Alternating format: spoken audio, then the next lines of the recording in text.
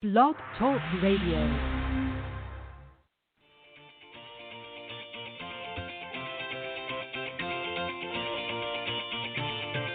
Good evening and welcome to Golf Talk Live. I'm your host, Ted Odorico, broadcasting live every Thursday evening beginning at 6 p.m. Central right here in Panama City Beach, Florida, home of the world's most beautiful beaches. I want to thank everyone for joining me on my weekly broadcast. Each week I'll feature some of the best instructors, coaches, authors, and entrepreneurs in the golf business today. Starting March 7th, I'll be adding the Coaches Corner panel to the mix, beginning the show with a great discussion, followed by an insightful interview with this evening's guest. So let's get started by introducing tonight's special guest.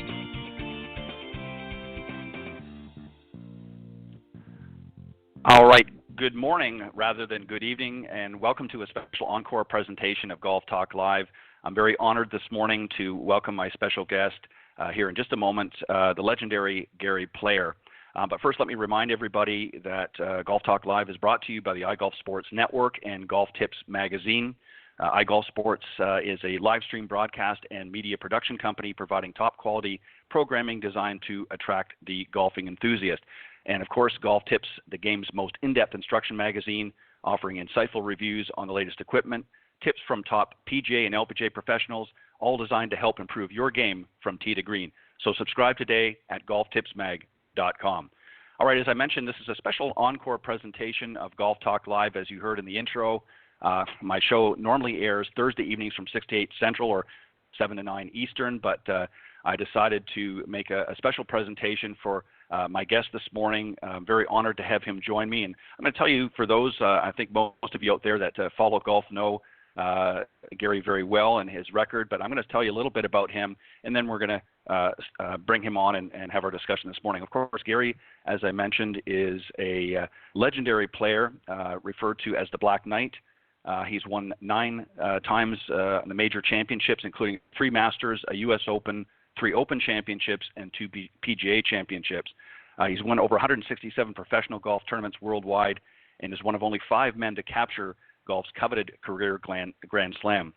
In addition to winning 9 major championships on the PGA Tour, he also won 9 major championships on the Champions or Seniors Tour and is the only player in history to complete the Grand Slam on both of those tours.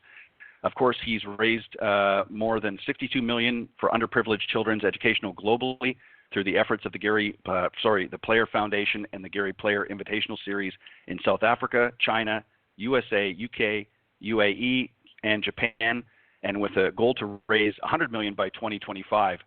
He's designed nearly 400 golf courses worldwide and has been recognized with such awards as the Loris Lifetime Achievement Award and the PGA Tour's Lifetime Achievement Award.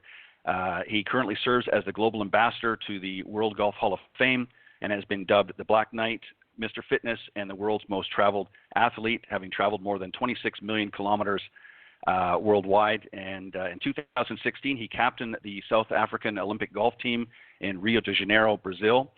Please welcome this morning my very special guest, Mr. Gary Player. Good morning, Ted. Good morning, Gary. Thank you very much for joining me this Wednesday morning, and I'm really, really excited and looking forward to our discussion. Well, thank you. I'm looking forward to it as well. Thank you very much. We've got a lot to talk about. You know, golf, it's an amazing game. The swing takes 1 second, and there have been 1 million words written about it. At least 1 million, and probably a good many of them by yourself. But you've been certainly, we were talking, it's interesting because we were talking about a few different things off air, and you have obviously, and we would be here the whole hour if I had to read out every single one of your accolades in your career. But, really, Gary, one of the things that I admire most about you is what you've done off of the golf course. And, obviously your record stands, but you've done so many great things as a humanitarian, which I know that you're equally, if not more, proud of. Absolutely. When we leave here one day, right? When we leave here one day, they're not going to say how many tournaments did you win. I think it's going to be judged on a different system. But for me, having lived in a segregated country like America was when I first came here, but we had the apartheid system, and we were denied freedom as we know it today, and something that I really, really cherish. It's when you don't have it, that's when you really yearn for it. And my brother, at 17 years of age, went to war to fight with the Americans and the British, and so did my brother, my future brother-in-law, who was engaged to my sister. He got killed, but my brother didn't. He came back. And if you think of the wonderful American soldiers that fought in Normandy, if you think of Pearl Harbor, if you think of Dunkirk, you can go on and on and on and on and mention just how many of these young people gave their lives for freedom. And this is something we must never forget. And a lot of people, politicians, etc., are inclined to forget about that and how we really cherish it. And, you know, when I hear people talking about socialism, I tell you, having traveled more miles than any human being ever, I've seen numerous countries that have practiced socialism, and I wish the young people of America, who I admire, I wish they could just go to these countries and spend 1 week there. They'd come back and they would kiss the ground every day of their life in the greatest country of the world, United States of America.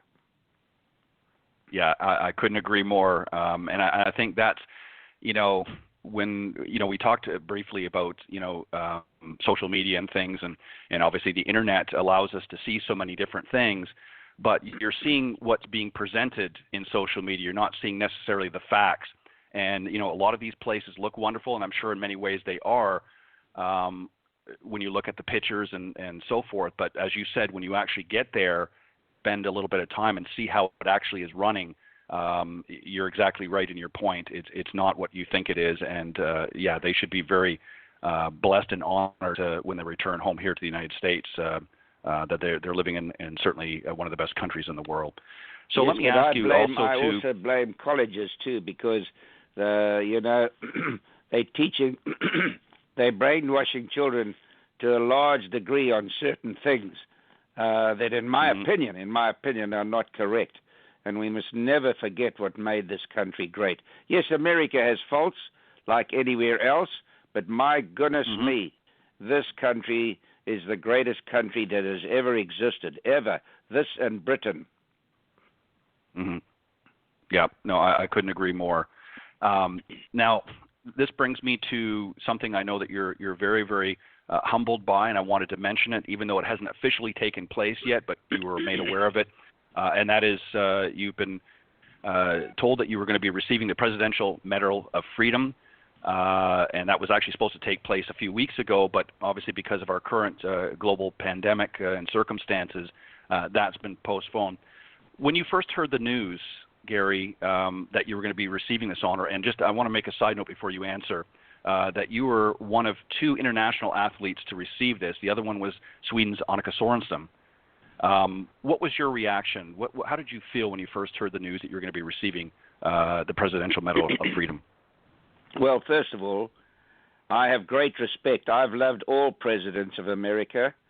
And I just respect it so much to get some award like this, which is the greatest award that exists for a young man from South Africa who was poor and who struggled in life, to be recognized, other than his golfing prowess, was such an honor for me, of which I appreciate the United States of America awarding me with this medal.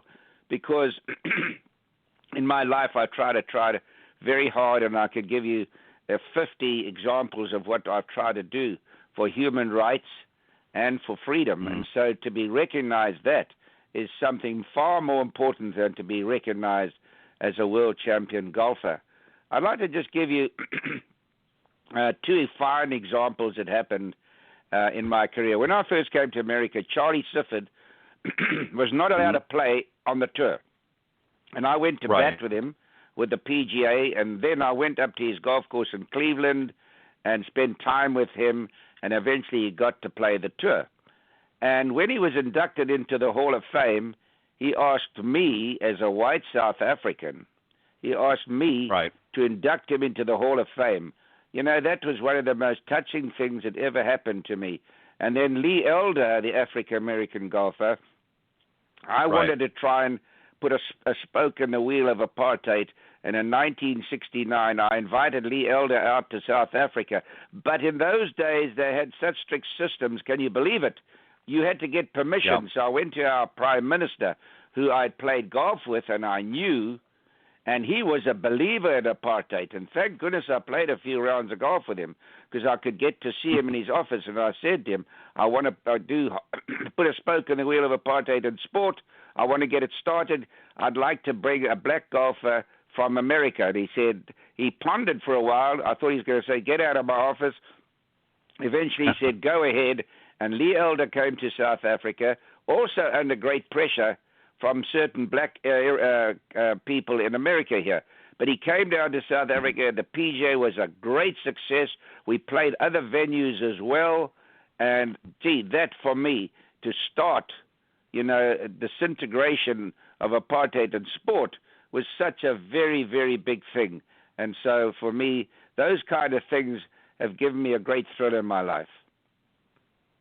Well, and that's exactly my point that I was making, a moment ago, Gary, is, again, your record speaks for itself in golf, but you have done so many things that a lot of people may not be aware of, and that's a good example that you've just given of the things that you've done outside golf. And I've really looked at this in a lot of different ways, but particularly for somebody in your position, really golf is a vessel that you've been able to use to accomplish not just the wins, but to accomplish, and it's given you access to things that maybe you might not have gotten to before, and you've been able to do through your foundations and through many other areas of your business life have been able to do. So really golf has really been a tool for you and given you a lot of great exposure to be able to do some wonderful things like you just mentioned for Lee Elders. I was a four-letter man at school, and golf is more difficult than all four of those sports put together. But the great advantage of golf is that you got a sport forever. Here I'm 84, and I'm still averaging on a normal length golf course 72, par, beating my age. I've beaten my age over 2,000 times in a row. Golf has enabled me to travel more than any human being. I've dined with presidents of America, with the royal family I've been with the emirs in the Middle East. I've been with movie stars. I've been with the poor people in India in their villages and the poor people in South Africa. So it's been a journey that you cannot ever possibly get in any other sport. And I've been a pro now for 63 or 65 years. Can you imagine that? So it's enabled, it's had a journey that has been so different to any other sport. Golf is the passport to the world. Young people, if they're going to choose a sport, they should choose golf because it's a lesson. It's a college degree, golf. It teaches you so many things. You've got to be on time. I was late once in my whole career by 2 seconds and got a 2-shot penalty. You've got to learn to lose and you've got to learn to win and obey rules. But you can't, to tell somebody they've got to obey rules now, they don't want to do that. And you've got to learn to lose properly because losing is part of the game. And you've got to learn to lose decently and you've got to win decently. And it teaches you to have the most important word is respect. That is so important. Yeah, well said. And you're exactly right. What's interesting about something you had just said that really just struck, so many people in your position, Gary, who've gone on to have incredible success, sometimes forget those that are less fortunate. But this is one of the things that has impressed me. I mean, I've followed you. I'm 56, just to give you an idea. I've followed you and other greats like Jack and Arnie and so forth. But one of the things that really impressed me about you was the fact that your passion for those that are less fortunate. Many times, and I'm right about this, that many times you see people once they've got success, they'll dine with the queen, they'll do whatever, but they forget about those that are less fortunate. You've done the opposite. You've had exposure to some of the best and the biggest and the brightest in the world, but you've never forgotten those that are less fortunate, and you've actually been passionate about helping them through their life's journey in a lot of different ways. Why don't you talk about some of the things that you've done through your foundation and outside of your foundation with some of the educational programs that you've helped create? Well, we've tried to do a lot in America with the foundations for education and other fields. And then in China, we built an AIDS center for these poor young kids that didn't have mothers or fathers or grandparents. I mean, it was just tragic. And then we went into Abu Dhabi, and we're trying to build gymnasium for people that are not able to have the normal agility that other people that you and I have. In South Africa, we've built 2 schools.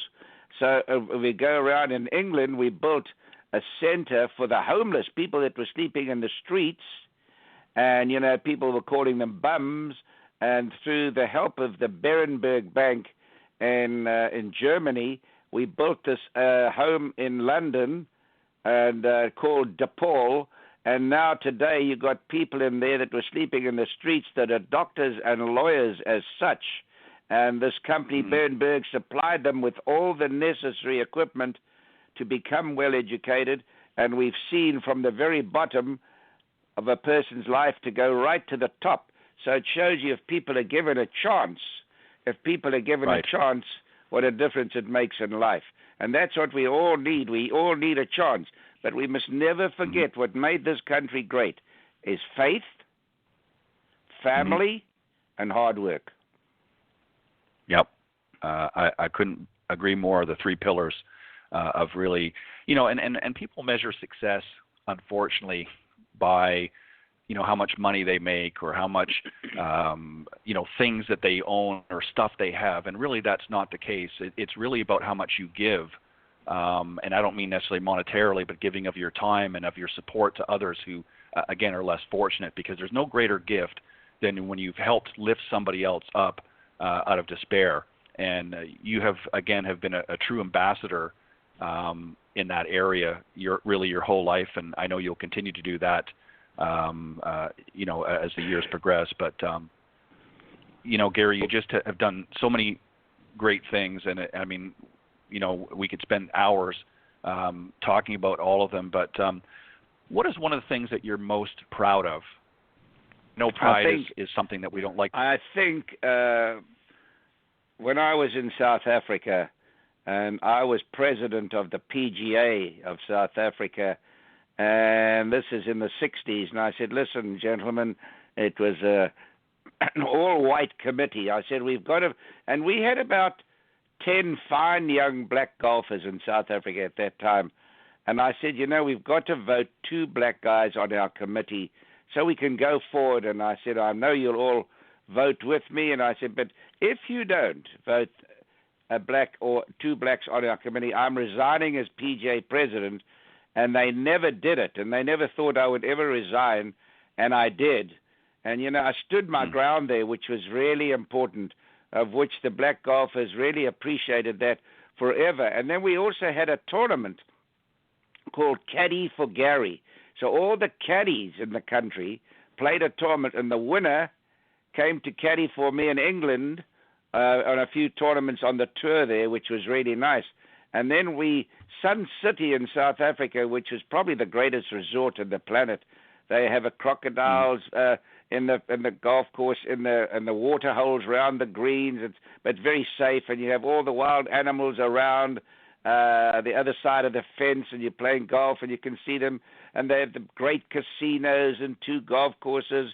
They have everything you need, great restaurants. It's an incredible place. And that was such a joy to play there and to train one particular young black golf caddy. He came out of the hills. He didn't know anything about golf, and we trained him, and he caddied for me in England, and we won the British Open seniors. And he then went on to caddy for Brandon Grace and won a lot of tournaments. And then he caddied for Louis Oosthuizen and won the British Open. And here was a guy that was in a tiny little house in the mountains, became a millionaire. And I mean, when you see those kind of things happen, that is such joy. Right. Because I was poor.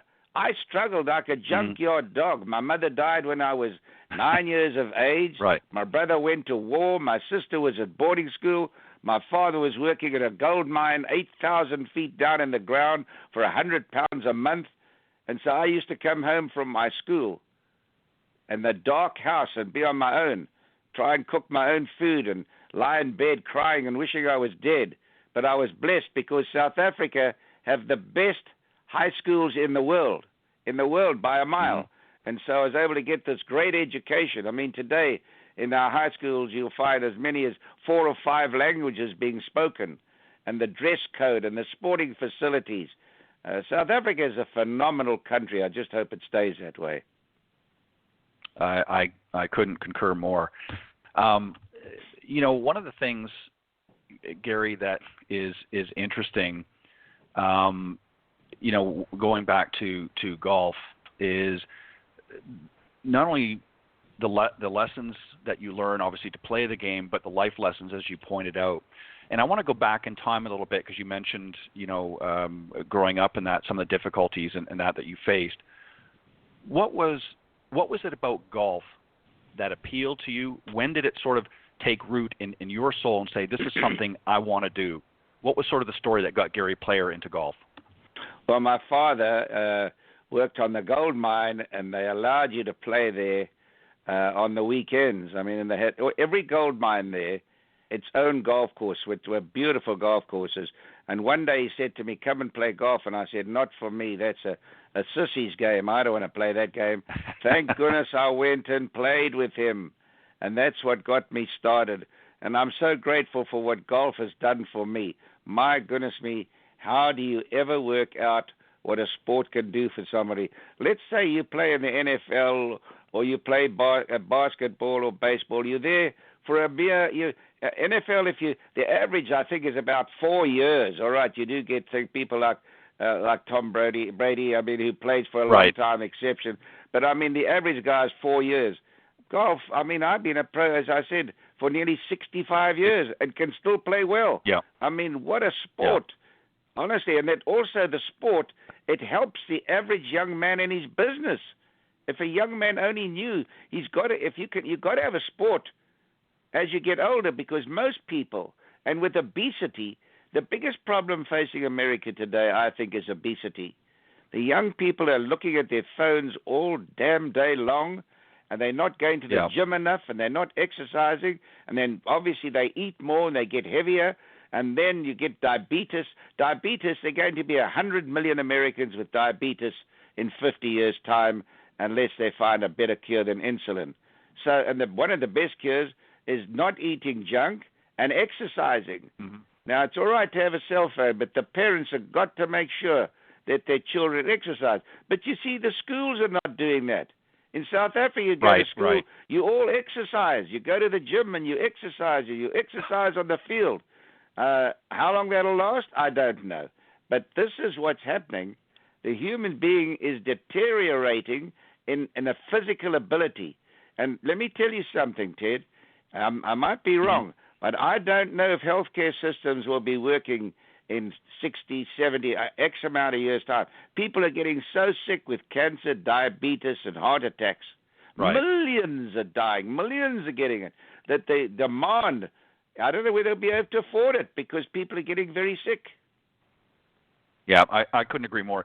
And, it's an interesting point, and I want to talk about fitness a little bit because, again, for those that know your story, that's something you're very passionate about. But you're exactly right, because we see. I remember just going back probably a couple of decades when George Bush Sr. was president of the United States, and I remember Arnold Schwarzenegger came in as sort of a fitness czar, if you will, and he talked about after-school programs, and there was this real big push on getting the kids involved physically. And then all of a sudden, a short time after, it sort of disappeared. And now they're doing the opposite. They're getting rid of these programs, both in the schools and even some of the after-school programs. And you're right, obesity has become a big problem. And I don't understand why there was an about-face. But this is something that obviously you're very passionate about. And you have really, think about this, and I want to pay you a quick compliment here. You talked about, beating your age. I mean, to shoot 72, even in the best of times, considering what the average score is now for many amateurs, at 84 years old is monumental. I don't think people really appreciate what you're able to do at 84. And part of that, and a lot of that, is not just your skill as a golfer, but how you've taken care of yourself. Tell us a little bit about what you do to keep Gary Player fit. Well, when I'm finished talking to you on the phone here now, I'm going to the gymnasium and will work out very, very hard. I still push 300 pounds with my legs, and I do hundreds and hundreds and hundreds of sit-ups and crunches. I work my whole body, in fact. But the big thing is the eating. You know, the things that I try. I'm not telling anybody what they must eat. Excuse me, I'm not telling people what they must eat, but what I try not to eat is white bread, any white flour. Mm-hmm. My big problem has been sugar, chocolate, and I'm now trying to cut down on sugar. I think sugar is the biggest destroyer. Yeah. Excuse me, Ted. I think sugar is the biggest problem, and overeating. Honestly, Ted, the less you eat, the longer you live. You got to eat properly. A lot of greens, a lot of fruit, a lot of vegetables, green juice. Get a blender and put in things like cabbage and broccoli and spinach and carrots and celery, and have that juice. People don't do that. No wonder people get sick. They live on absolute junk. Now, you've got to learn how to eat properly, and this is what upsets me again. We come back to the educational system. What school sits down? When I was at school, they had what they called health subject, and we sat down. What are good foods? What are bad foods? How much you should eat and what you shouldn't eat. And, I mean, that's so important. What is the most important thing in your life? The most important thing in your life is health. Now, who worries about health? You look at the average businessman, he's so overweight, it's frightening. Overweight stops a train. I went to India and I had the most fascinating discussion with a 93-year-old man. He said to me, "What is your weight now?" This is when I was around about 79, 80. He said, "What's your weight?" And I very proudly said, "Oh, I'm only 5 pounds heavier than I was when I was 25. He said, "Very bad." I said, "Why?" He says, "Well, now that you're nearly 80, your joints are not as strong, your heart is not as strong, nothing in your body is as strong as it was. You should be 5 pounds under what you were in your prime." And it makes such sense. In fact, you should be 10 pounds, because carrying a weight around and overeating is the quickest way to get sick. And why most people get sick? By what they eat. By what they eat and the lack of exercise. Yeah, you know, what's interesting about that is, and again, you're exactly right. You know, when you look at the food, you know, I remember as you did growing up, and you know, we talked about the food groups and so on and so forth, and then somewhere along the line, that all changed and kind of went out the window. And you know, now I think what's happening is big business is driving that agenda to buy their products. You know, we saw you know, the installation of soda machines in schools for a long time. Now they've started to remove them. But so a lot of these sugary drinks and sugary foods and heavy in salt and that. And you're right. I mean, we've had generations now where people have just become overweight and to the point of obesity. I mean, it's just amazing. When I grew up, I mean, I cannot think of maybe one or two in my entire school system of kids that were overweight. Now it's the opposite. Oh, yes. So there's, do you know what I'm saying? You know what I'm talking about. I mean, there were maybe one or two kids, and that, right. And it's just, and you know, and then they're getting on medications and so on and so forth. But yeah, it's just it's a terrible thing.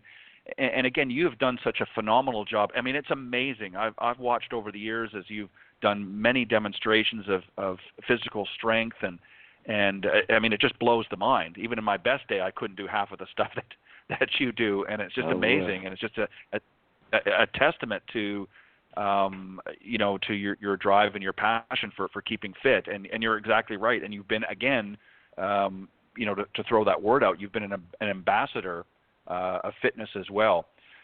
Let's talk a little bit about golf. Let me just say one thing, though. It is easier to get a camel through the eye of a needle than to get the average day man today or average young person to worry about fitness or worry about what he eats. That's the tragedy, because it's not being taught. It has not been taught at schools. There's so many things that schools should be teaching children other than the academic system, and they're not doing it. And here, you know, if you're the best, you know, Winston Churchill, young boys ask me what it takes to be a champion. Obviously, it's a thing called it.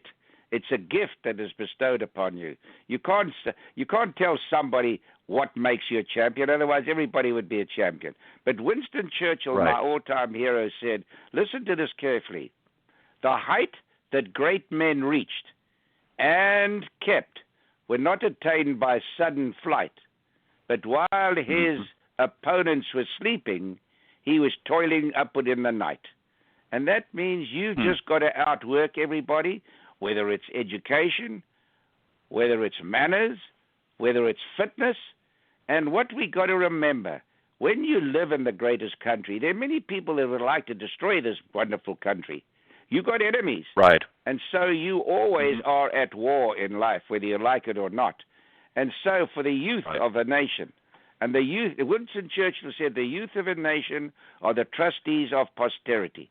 It's the youth we got to hang our coats on. And I've got such confidence in the youth. But if you look at the universities in America, Ted, 9% of the children either smoke, drink, or take weed. 90%. Yep. And, you know, some of the universities you go there, they won't let you talk. I mean, I read about it all the time. Somebody wants to go talk, and they won't let them talk. Now, is that freedom? The students are the people we've got to hang our coats on. These are the people that have got to remember they live in the greatest country. These are the people that have got to realize they got to carry the baton. Do you call it the baton or the baton? The baton. The baton. They've got to carry the baton to keep this country great. If anything happens to America, the whole free world will be gone in 1 year. Well, and I think what they don't realize, Gary, is the very thing that they believe they have, which is their freedom, is actually being taken away, and they don't realize that it's happening. And there's going to be a day of when they wake up and say, you know what happened to our freedom? And you're exactly right. I want to make one quick point, and then I want to, if you don't mind, I'd like to talk again a little bit about golf. But I want to just say this. You know, I've had the pleasure of speaking to a lot of different people, not only through this program but others. And, you know, you hear a lot of stories, a lot of people talking a great talk. The difference with you, Mr. Player, is that you live what you speak. You live through your fitness, you live through your ambassadorships, and you live through the game as well.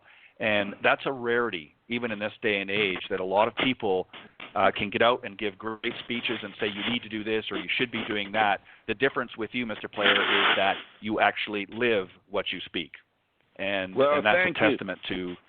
Yeah, that's a very nice thing of you to say, and I'd like to one day. All I want to do, coming to America, I've got 3 children that are American citizens and 15 American grandchildren, and I love this country so much, and I see what a great country it is.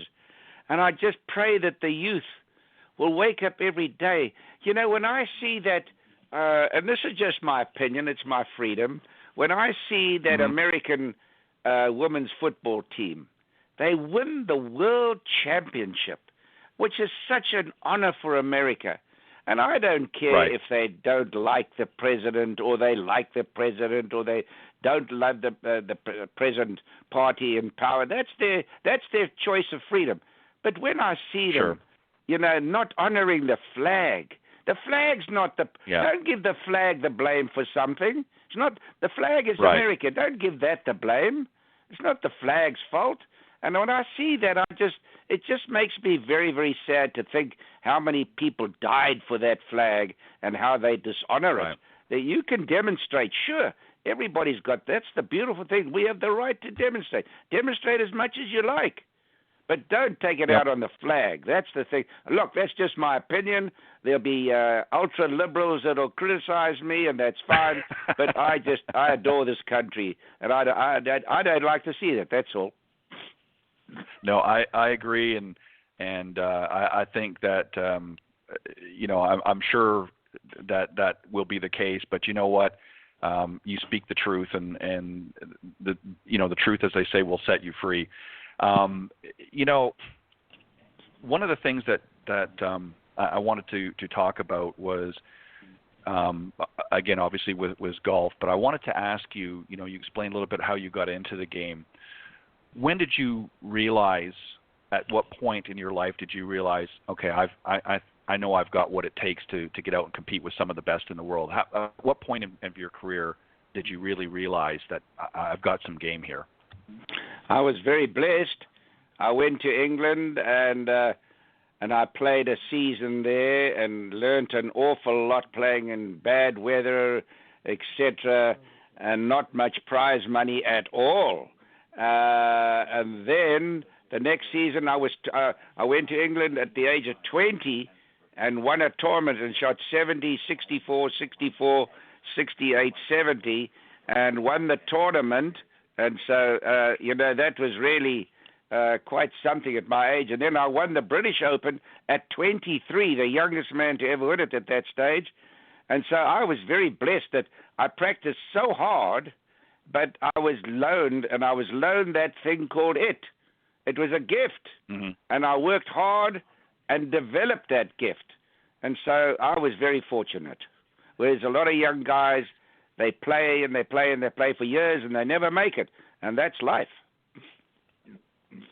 Yeah, and again, it goes to, I think if you want something and you have a passion for something, you've got to get out there, as you mentioned in your when you talked about what Winston Churchill said. You've got to get out there and when everybody else is sort of sleeping or not really focused, you're out there doing what you need to do to get the job done.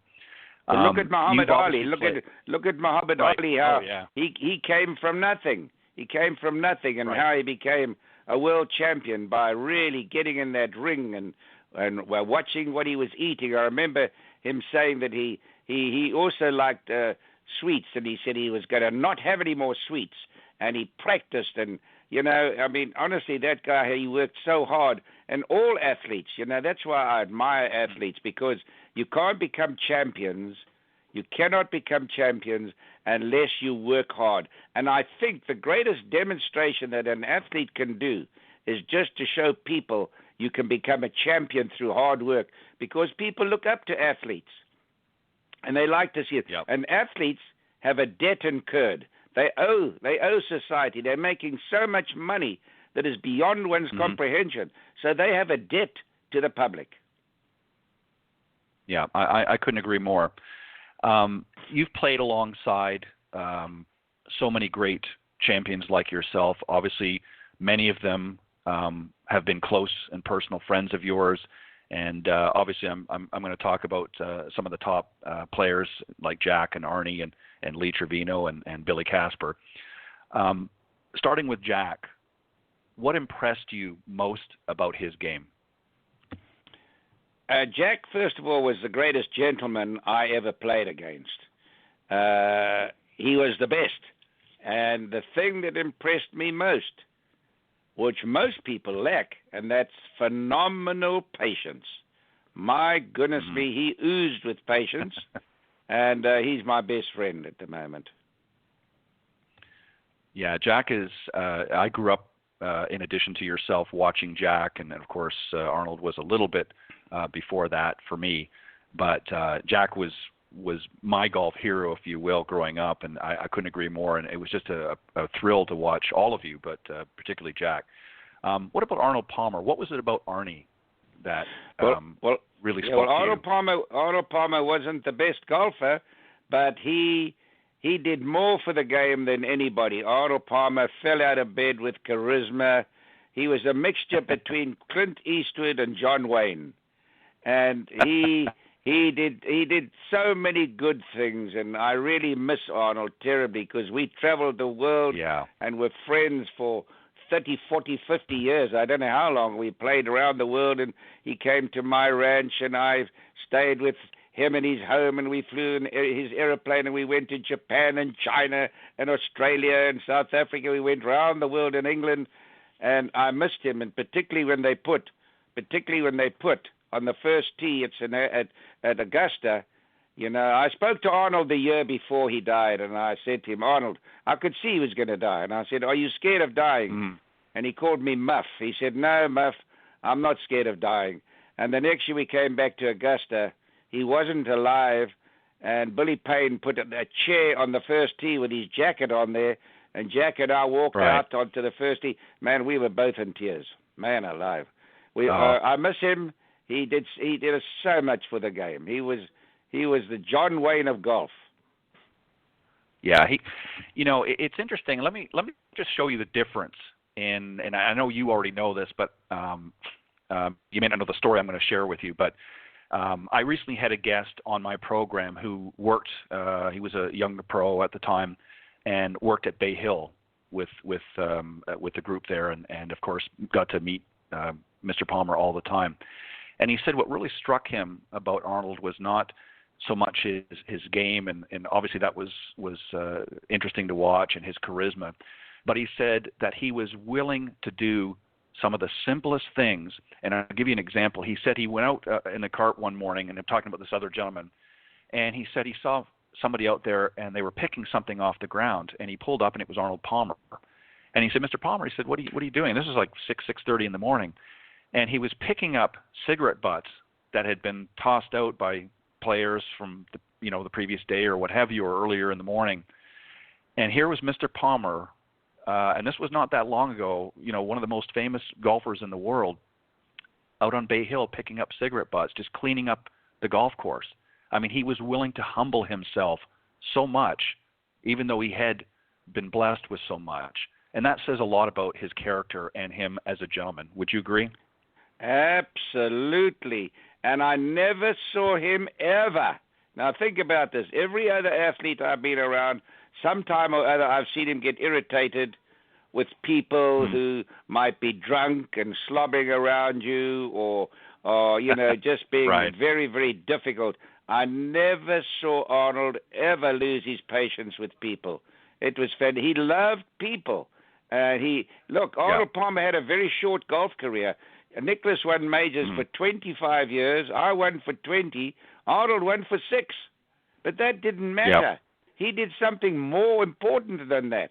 Arnold Palmer was a people's man, and I just loved him. Yeah, he was definitely somebody that we will all remember. Just a couple more, and then we'll get ready to wrap up. Lee Trevino was somebody else, again, who came from very, very humble beginnings, and yet went on to win many, many tournaments.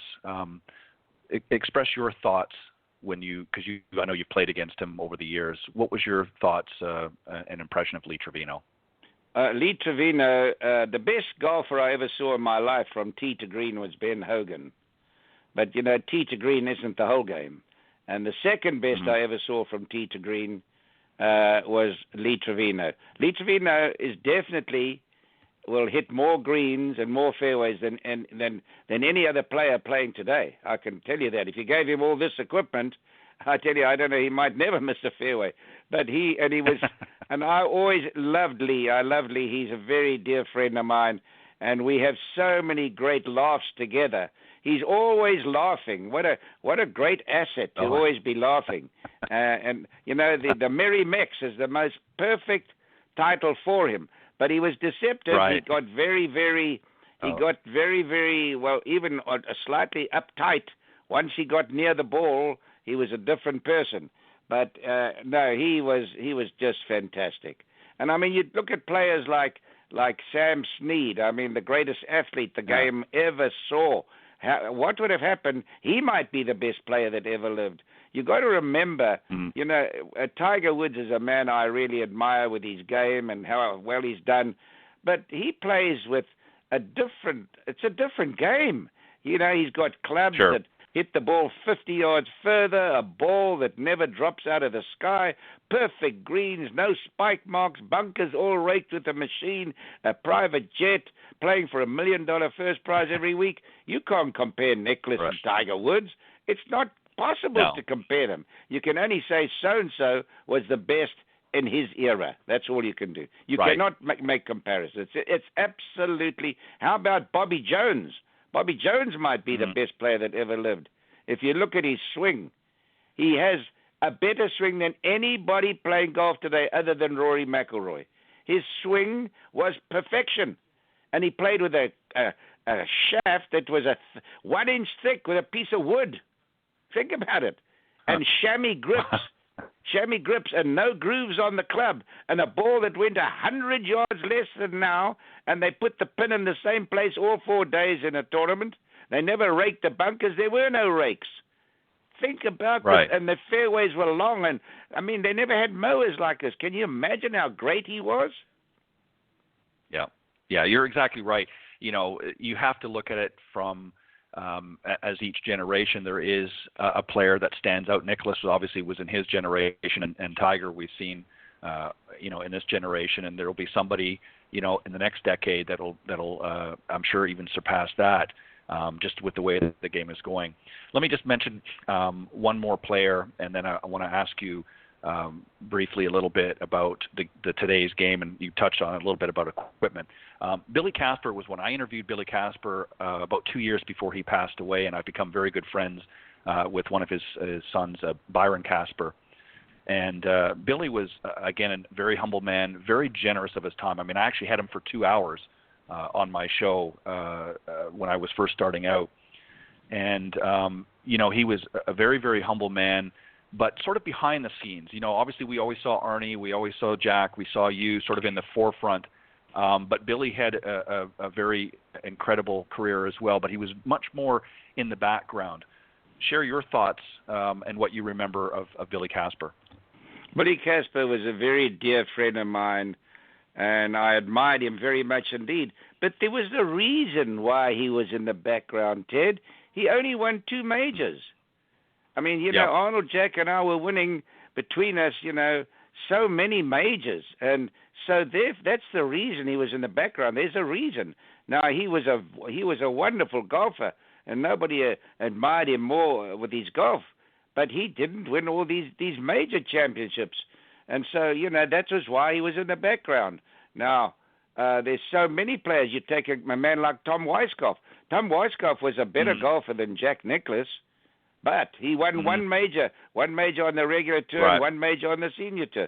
And then Billy Casper came out on the senior tour, and he didn't win a lot of majors on the senior tour either.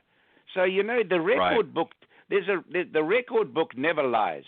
You want to see who the best players are, pick up the record book. Don't read about, this guy had that, or he had charisma, or he hit the ball a long way. Just look at the record book. And people don't do that. Even the people that are judging the best players that ever lived, they get influenced by other matters other than what is in the record book. You're exactly right. I think Tom Watson was a way better golfer than Billy Casper. Not a comparison. And nobody mentions it. He won 8 majors, man. And he won majors on the senior. He won majors on the senior tour. Man, Tom Watson was a hang of a player. Yeah, Tom Watson, I always enjoyed watching him as well, and I couldn't agree more. What's really uniquely interesting is when you look at the game, and I'm kind of going back a little bit with yourself and Jack and Arnie and Lee and some of the others, Chichi Rodriguez. What was different about that time is each of you had a uniquely different swing. You obviously the fundamentals were essentially the same, and obviously you understood the mechanics of the golf swing, but you all looked different when you watched. If you were to compare all of you together, but when you look at today's modern game, everybody seems to have virtually, with a few exceptions, Jim Furyk comes to mind, and obviously Freddie Couples, but everybody sort of has the same cookie-cutter looking swing. Is that why do you think that you don't see, with the exception of Tiger and maybe Rory, a lot of domination in the sport? because everybody's kind of on the same level?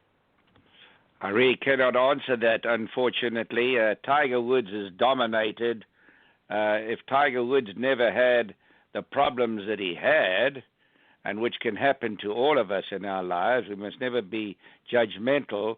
If Tiger Woods never had his problems, he would have won at least 20 majors. I mean, it's just a very sad thing, because here's a man that won the U.S. Open by 15 shots at Pebble Beach. Not 5, 15. And the next week or so, he's having lessons. Now, he had lessons because he wanted to try and get even better, but that was to his detriment. And then he had these back operations and knee operations, and then getting divorced. All these things put you back. Sure. But my goodness me, he's a tsunami.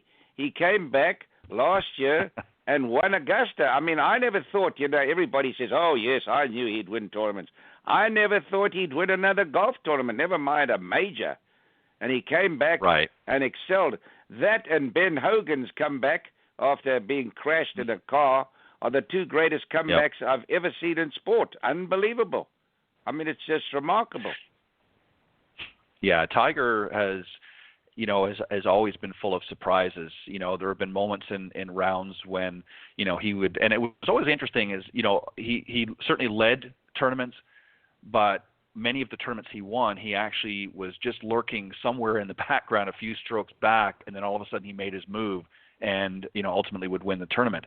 But you're exactly right. I think without his injuries and obviously personal things that he has dealt with, I think we would have seen a much different outcome than what we have seen. But I couldn't have been more excited when he won last year's Masters, and I'm eager to see him defend that title in the fall this year.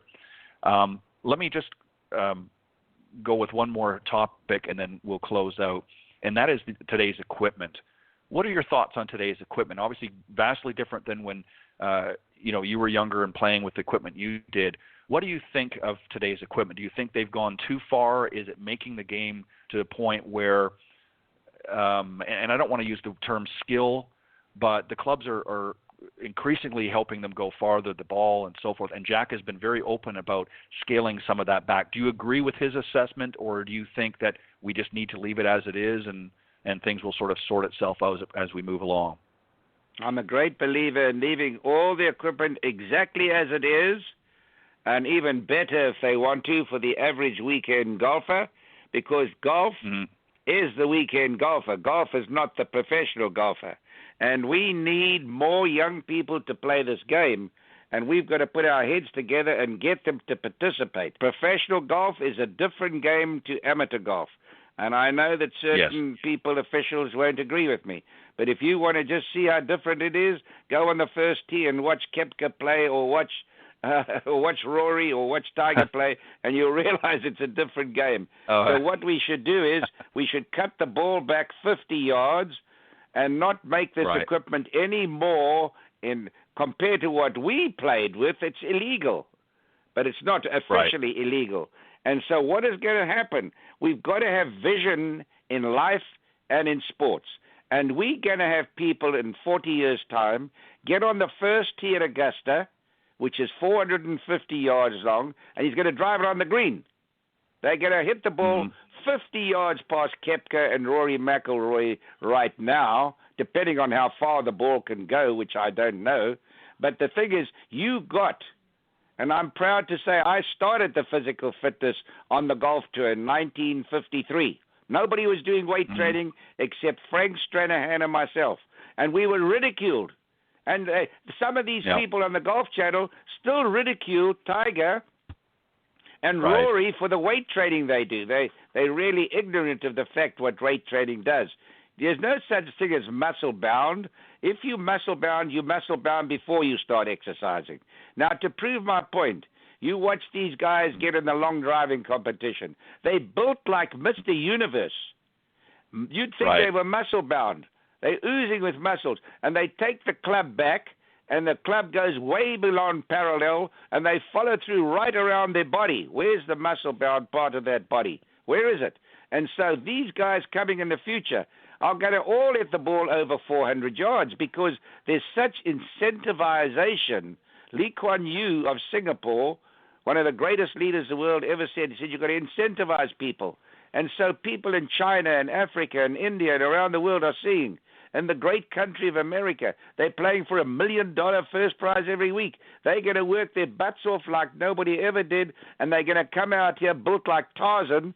We ain't seen nothing yet. And so the sooner the golf leaders in the business realize what's going to happen in the future, they better cut the ball back because it's going to make golf a joke. They're going to hit a wedge to every par 5 at Augusta except number 8. Yeah. They're going to drive the third green. They're going to drive the first green. I mean, we ain't seen nothing yet. So we better wake up and prepare. Yeah, and they've made several adjustments. You know, when Tiger came out and you know did just that at Augusta National, they made adjustments. They lengthened the course in order to accommodate that. But there's again, you can only lengthen a course so much, and then it becomes to a point where now obviously Augusta is a little bit different, but you know many of these resort courses that you know for a long time came out that were. I mean, I know one just down the street from where I live that was 7,800 yards. The average person can't play that kind of course. No. It's just too long. No, but here's the point. But you're missing the point, if I may say this. And everybody falls into this trap. It's what it's going to cost to make these golf courses longer. Water. We're running out of water in the world, Ted. Now, a young man who doesn't know anything about nature will laugh at that because he leaves his tap running when he has a shower and he doesn't worry about putting taps off, and they leave it running in their garden and it's raining in the street and the water sprinklers are going. We're running out of water. There are a lot of countries that don't have water, and it's coming here as well. Now, it might not happen in every state, but in Nevada and California, we've already seen it happening. Right. We've got to watch the water. So now we're using too much water on golf courses. No golf course should be allowed to exist unless they have effluent water, which is sewage water, refined. And the other thing is we're going to use more fertilizer, which is not good for the soil continuously using fertilizer. I'm a farmer. I know that. And the other things, machinery, cost millions. So what we're doing is putting ourselves in a hole, and the members are hating it. They're making the greens undulating. When I design a golf course, I make the greens very soft because I know the average man can't play that well. So we're making the greens undulating. We're making the courses longer. It's just one big mess. Yeah, and this goes to just sort of the final point. This really goes to if you look at many of the stats that have come out through various organizations, the National Golf Foundation is one, and others that talk about handicaps. You know, barely in 20, 30 years have we seen that number come down. There's a reason for that. What are your thoughts? I mean, why do you think so many amateurs? It cannot come down because they're making the golf courses too difficult. How could it come down? It's not possible. Mm. And the average guy is only playing once a week, maybe. So he doesn't get a chance to practice. And so when you make I can take a normal little old golf course, and if I make those greens undulating and slick and hard, they won't play within 5 shots of their handicap. We've got to make the fairways wider, the greens less undulating, and not make the golf courses so long because it's putting golf courses into bankruptcy. You know how many courses have gone into bankruptcy? Yeah. How many golf courses have gone into bankruptcy? Many, because of the wrong leadership in the club. Ted, I've got to go now. I've got my trainer here, so I've got to go. He's waiting here for me. Okay. Well, Gary, thank you very, very much. It's been an honor and a pleasure, and I look forward to talking to you again with Cindy next Tuesday. My best love to all your listeners. Take care. All right. Thank you, Gary. All right. That was Gary Player, the legendary Gary Player, and known as the Black Knight. It's been a great honor having him on this special Encore edition of Golf Talk Live, and as mentioned, he will be joining Cindy Miller and I and our other guest, Steve Colton from Encore Golf. He'll be joining us next Tuesday on the Women of Golf show here on the blogtalkradio.com network. If you've missed or you've joined us late in the program, you can go to blogtalkradio.com, type in the search key, type in Golf Talk Live, and that will take you to the main page. And you will see that the show will, in a few moments, will compile and be in the on-demand section, so you can listen to this interview in its entirety. Or there's some other great ways that you can tune in as well, some other great platforms that you can listen to the program. But again, I want to thank everybody for joining me on this Encore presentation with my very special guest, Mr. Gary Player. And we'll be back tomorrow with my regularly scheduled Golf Talk Live program tomorrow evening from 6 to 8 p.m. Central right here on Golf Talk Live. God bless everybody, and thank you for joining us.